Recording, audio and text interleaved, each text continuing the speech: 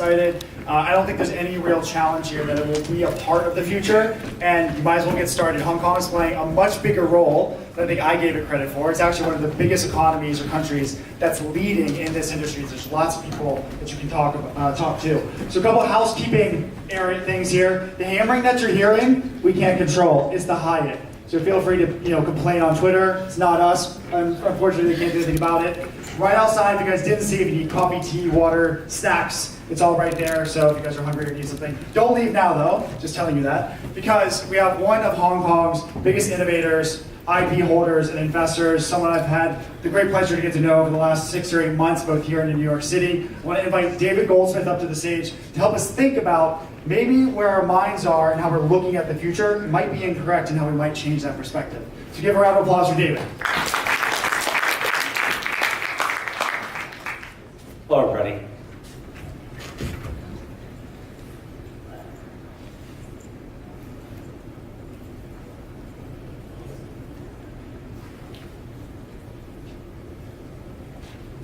Have you ever had one of those moments where everything just comes together? What you've been thinking about, the questions you've been asking, they happen to appear. It happened to me recently. I woke up in my place in Hong Kong. I got out of bed, went to the bathroom, I showered, and I said to myself, everybody has been saying the world has changed. We're so different than we used to be. And I asked myself, wait a moment. I went to sleep in a bed. I had sheets on it and pillows. I did that 30 years ago. I went to a bathroom. I didn't have lasers cleaning me off. I used water and soap, and I did the normal routine. I went to the kitchen and cooked eggs with a pot. I have a microwave, but that's been around for a long time. And I started to picture my whole day. And adding on the fact that I've gotten older and I have different responsibilities, my life and who I am has really not changed. And yet we're constantly saying life is different. The reason this is important, at least for me at the moment, was I've been asking myself a series of questions over the past few years about where are we going, where are we headed, what's the value, what's the contribution? What do we do when we bring an entire culture or a country up to a standard, for example, of Hong Kong? Which I remember the first year I was in Hong Kong, which was about 7 years ago, where I moved here, there was an experience where I saw SCMP had a picture of the globe and said, if the world lived the same way as Hong Kong, we need 13 additional worlds. So I decided to do a little bit of a deep dive. I decided to go back into history and take a look at what people's perception of the future was, say, back in 1900. And the picture on the far side is 1900. They foresaw changes, basically transportation changes. I then looked at through the world. I went from Asia to Russia to Europe to the United States. And I started to grab imagery of what we expected. We expected to be flying in cars by the year 2000. Flying cars. Mueller had a car he worked on, put millions of dollars into it, never got anywhere. And we're actually almost at the year 2020, and we still don't see a lot of the expected changes that we would foresee. I only went up to the 1970s. I didn't go that far. And you can see they're not wearing a seatbelt in the flying saucer. They have maglevs, but the majority of theme that I saw out of this was the primary change was transportation. Everything else we were clothing, we had homes, we associated with one another, which brought me to another question. If I think we haven't changed, what do other people think? So I went around and asked individuals, friends that I know, well, do you think the world has changed and we're different? And I remember the first woman I asked, she said, oh my God, it's so different. I can go to a city today and download a map on my phone, and I can get around easily with my phone. Thinking, wow, that's an amazing feat. We used to go in and buy a map, and we used to get sometimes lost and meet people along the way. Is that change? Have we changed who we are? The next person I asked said, the access to information, the things that we can do with all this information. I said, at the same time, we have a lot of information. We really can't decide which information to use. Yes, it has allowed us to cook and to clean. It has allowed us to bring new technology to our lives. I then asked myself once again, do I really think that Skype, which is communication, My wife lives in New York, so every day I spend between an hour to 3 hours a day talking to my wife on Skype. I don't think I'd have the same experience if I was just doing it with a phone. I like that, but is my life that different? I even had someone 2 days ago who was in the back of the audience say to me, yes, life has changed, and one of the things, I'm meditating now, and I'm saying you're meditating to get away from the experiences of our lives that haven't been as happy as we're expecting. So therefore, that's a good thing. Well, people used to go read a book or go sit on a mountain, and monks have known this for thousands of years. So have we really changed? Several years ago, I heard a comment. I didn't know if it was real or not, and the comment was that Bangladesh had some of the happiest people on the planet. And I questioned that comment, and I thought, well, I worked in Bangladesh, and actually, they are pretty happy. Until they found consumerism, and they watched the media, and they saw what they could have to change their lives.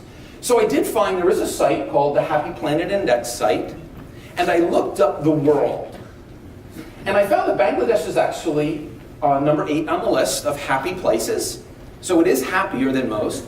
And then I looked at the rest of the world. Now, the darkest color is the most unhappy. This green is the happiest, and we don't have any of them, I think, on the planet. So is everything that we're doing moving us forward? Are we moving to a place that we need to be working? So I asked, let's go back a little bit further. And I said, okay, if I look through the past 20 years, 30 years, let's see what has happened. And we've added mobile technology and GPS. We've added synthetic engineering. We've added advances in medicine. Who knows if that's actually advances, because we call it medicine. We have social and travel reliability. We have a lot of advantages that we live by. However, they still don't change who we are. We need food, water, shelter, transportation, communication, and entertainment. We've needed that since the beginning of time. Food, water, shelter, transportation, communication, and entertainment. The only difference is the technology we apply to it. Yet, with all that, there's a cost. There's a huge cost to all of these benefits that we have, that we can now create products faster, that we can use our soil to create whatever type of environment we'd like. So I don't know if you know, and I learned this recently, is we have 65 years of topsoil left in the United States and 25 years of topsoil left in China. We're using up topsoil. I'm having this is flashing on me, so I apologize if I look this way. We kill 69 billion animals per year, 69 billion for human consumption. If you eat a piece of meat, an animal has died for that. We don't weigh our fish in numbers, we weigh it in tons. So we could probably kill another 69 billion. And I'm not a vegetarian, but I was aware of this. Social displacement coming, coral reefs are being destroyed. Are we using our intellect to move us forward in this age of capabilities? But then there's the big one. It is the millennial. They're going to save us. Everybody thinks the millennial will save us. And it's amazing that we do think that, because as I started, I've used an expression for years when people talk about this advanced millennial, that in the 1960s in the United States, there was this peace, love, rock and roll, love your neighbor, love your people, we're going to be the most socially conscious generation of all times. But they became the greediest generation of all times and created the slide that I showed you earlier.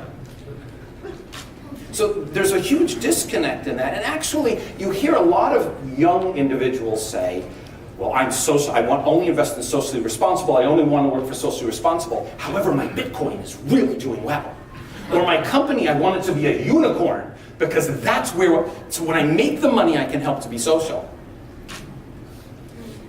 Well, let me share with you something. We've had millennials since the beginning of 18-year-olds.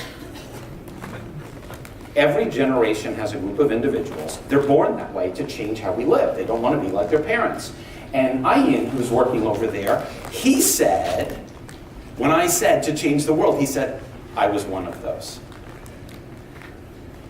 So if you are past that generation, you might have been one of those. The millennials are not going to save us, you are, no matter what age you are. If we start to redirect our energies to something that's more powerful. We have 7.5 billion people on this planet today. Most of the discussion today will not be talking about those 7.5 billion. We're talking about a billion at the top and how their lives will change. And yes, giving people and bringing them into the new way of living will also add pollution, toxicity, water that we can't drink, animals that are being killed. There's a contribution to bringing everybody into the consumer age. We're going to net gain 80 million people per year on this planet. 80 million. That's a huge number.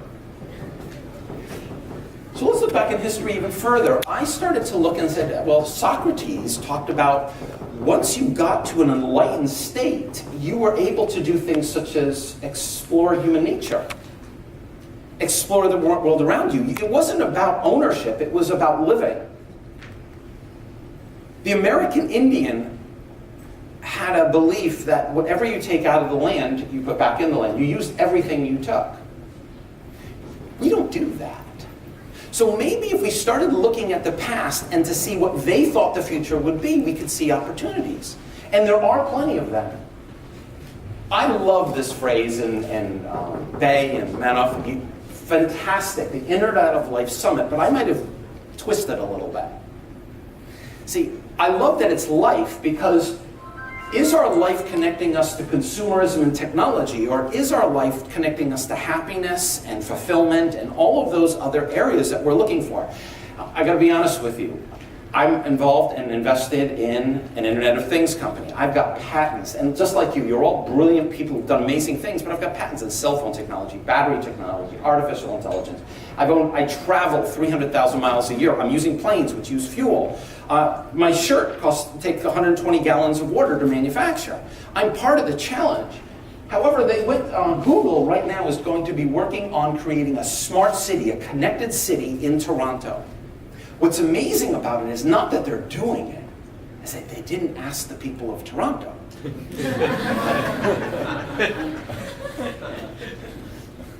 Well, that says something. They're going to set up a lab and try to create this connected city.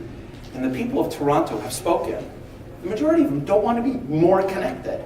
They don't want to be more watched. They don't want more data about them. They don't want to be given every solution in terms of their screens of what they would like.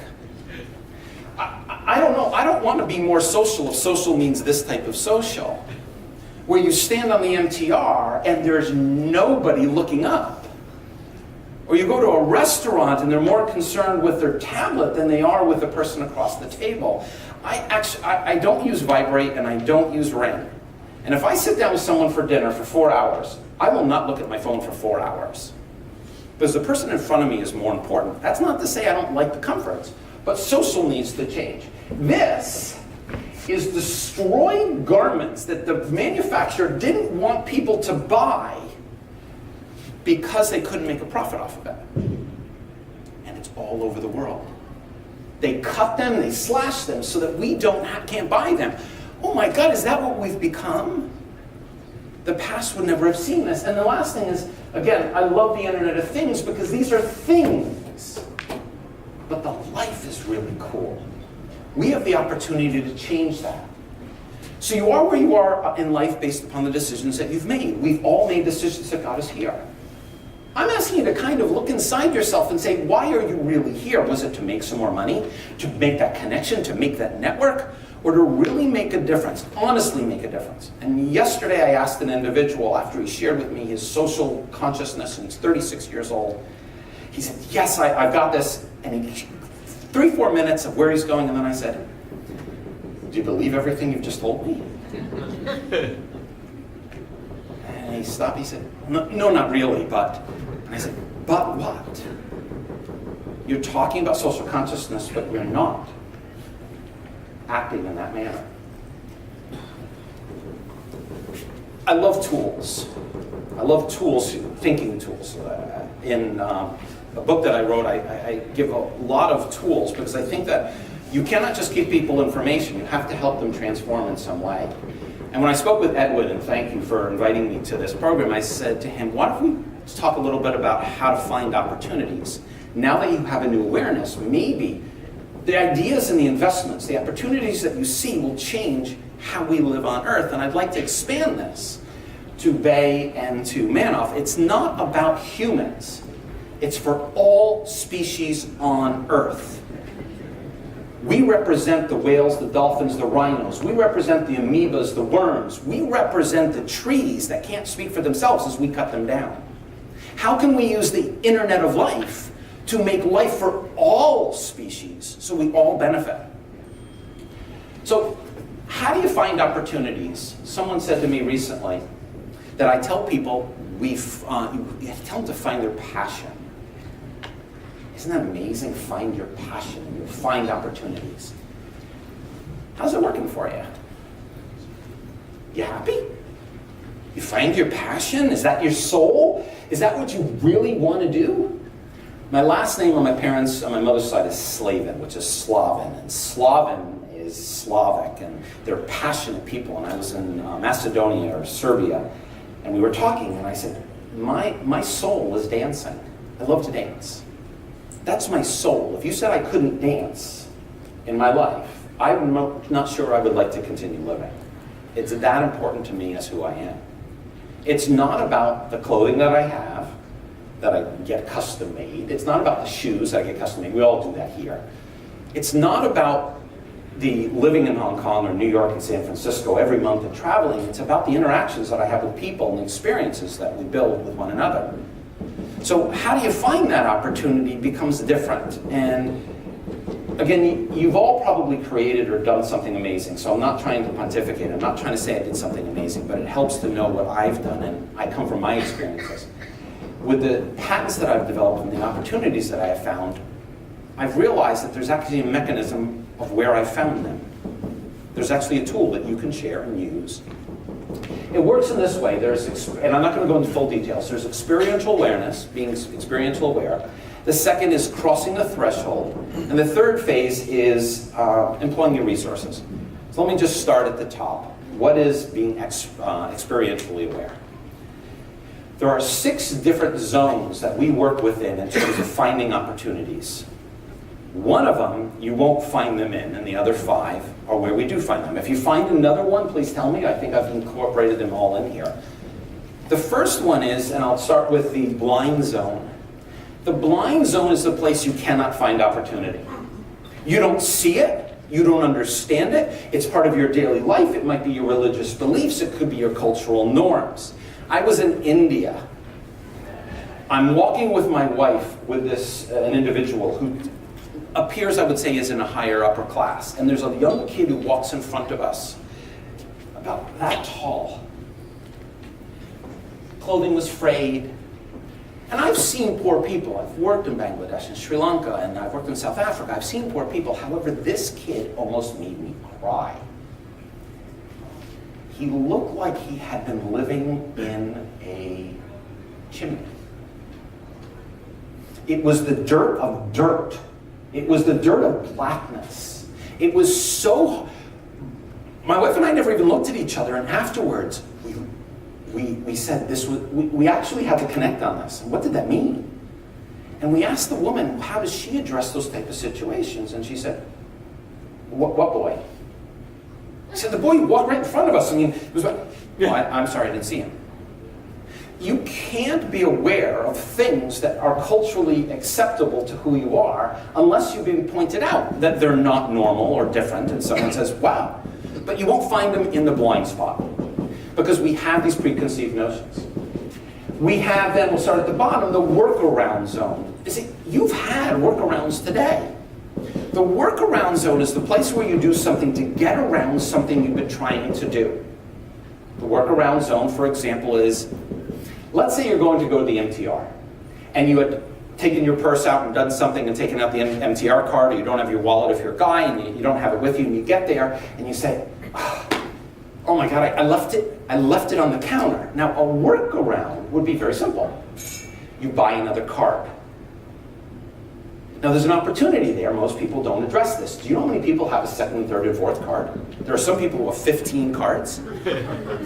There are people who have cards. They collect them. I don't know why. They're not going to be worth anything except the 50 Hong Kong dollars when you return them. But a workaround is a place where there's an opportunity. The second is the skip it zone.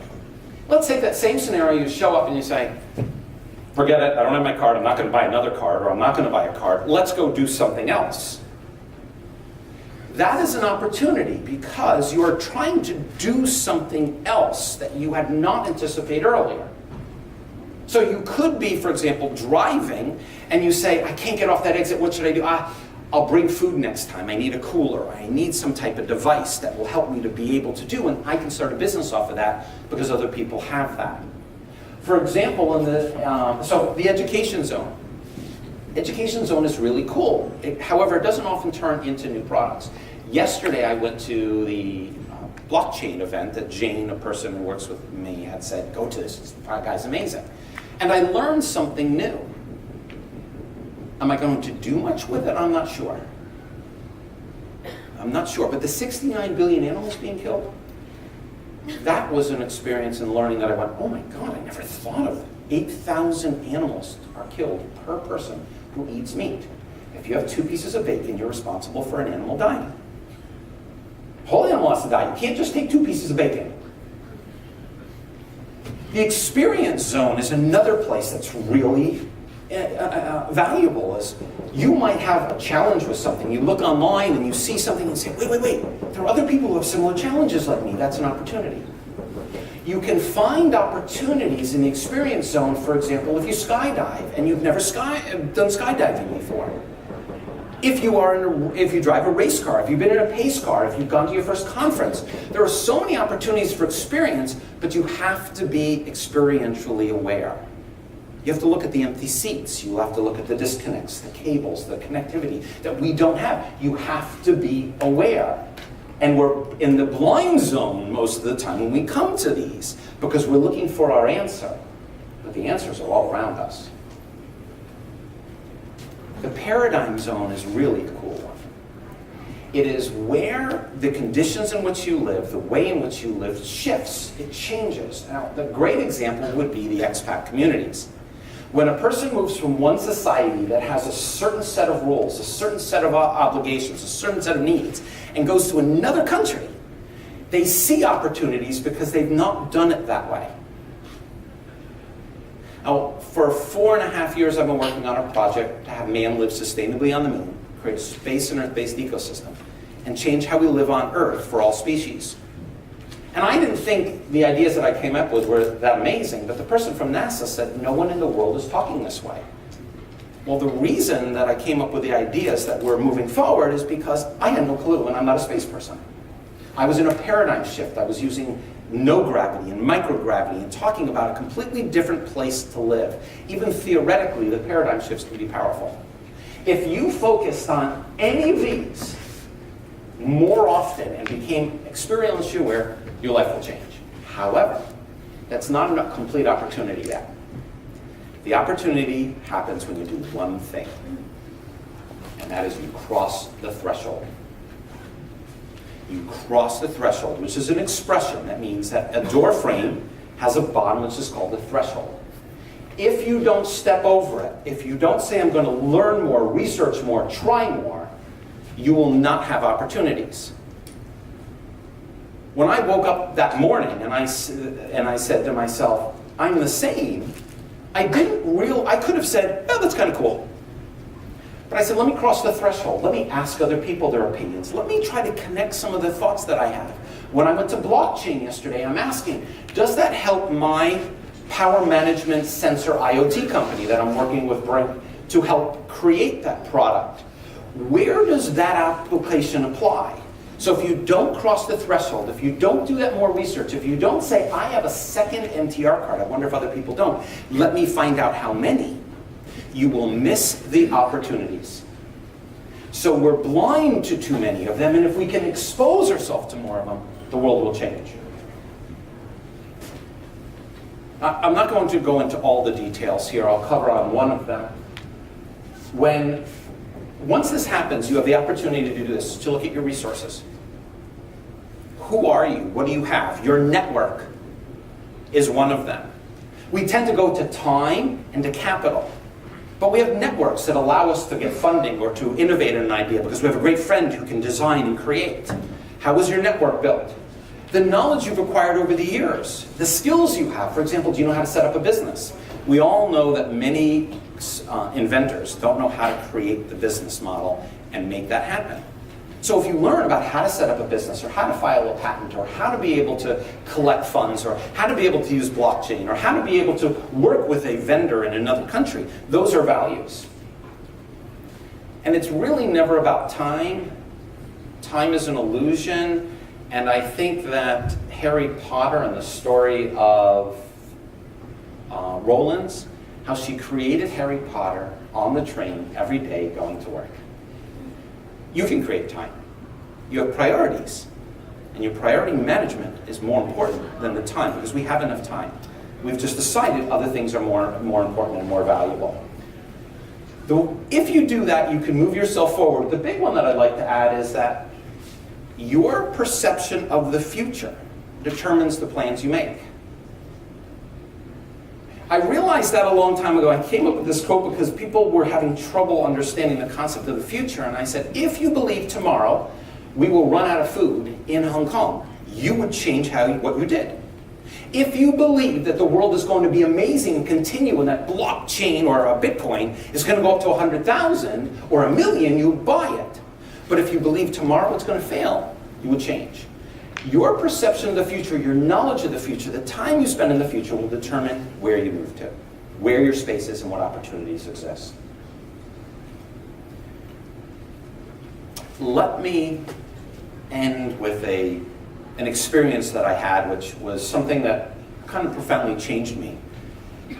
And it might hopefully help you to see a different light. I heard about this thing called the overview effect. I didn't know what it was when my research on our space project, Project Moon Hut. And I was looking at videos about the overview effect, and I found a great video. In 1968, Apollo aircraft went up into space and didn't land on the moon, but went around. And at one point, one of the guys with the camera said, "Let's turn the camera back on Earth."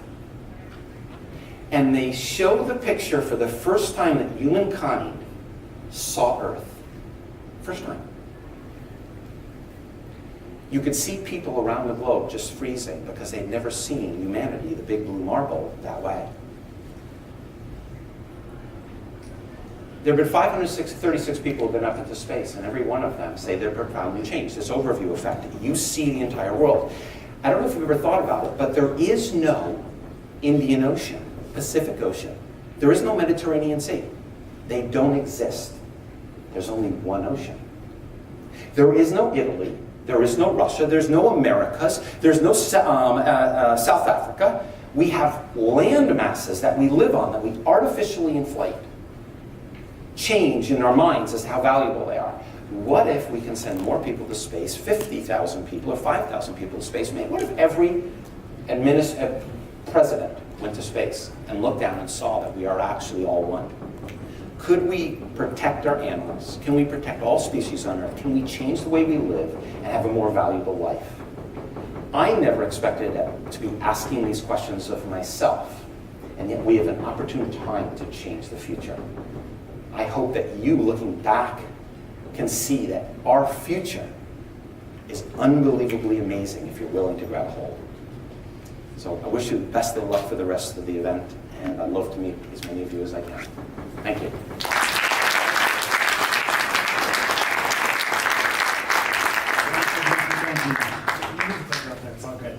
It's actually a perfect segue. This is one of the biggest things I talk about when I'm doing all of my